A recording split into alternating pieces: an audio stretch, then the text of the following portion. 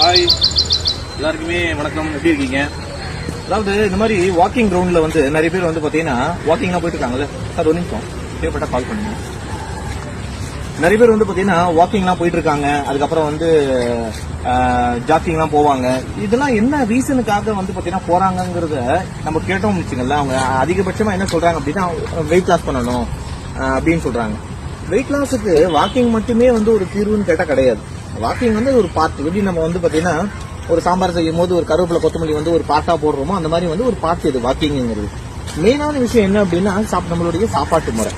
இப்போ இந்த மாதிரிலாம் பிளேயர்ஸ்லாம் நம்ம எதுக்கு கொடுக்குறோம் அப்படின்னா ஒரு அவேர்னஸுக்காக மக்களுக்கு வந்து பாத்தீங்கன்னா ஒரு விழிப்புணர்வு ஏற்படுத்தணும். சாப்பாட்டு முறையில வந்து என்ன சாப்பிடணும், என்ன சாப்பிடக்கூடாது, அவங்க உடம்புல வந்து பாத்தீங்கன்னா இல்லாத நியூட்ரிஷனை வந்து எப்படி அதை கவர் பண்ணணும், தண்ணி எவ்வளவு குடிக்கணும், இந்த மாதிரியான விஷயங்கள் வந்து அவங்களுக்கு ஸ்டெப் பை ஸ்டெப்பா சொல்லி கொடுக்கும் போது அவங்களுக்கு வந்து பாத்தீங்கன்னா ஒரு நாலேஜ் வந்து டெவலப் ஆகும். ஈஸியா வந்து அவங்க நினைக்கிற கோலை அவங்க அச்சீவ் பண்ண முடியும்.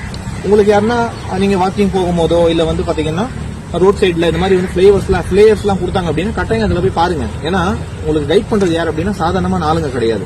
எல்லாருமே வந்து பாத்தீங்கன்னா வெல் ட்ரைன்டு வெல்னஸ் கோச்சஸ்ங்க. சரியா?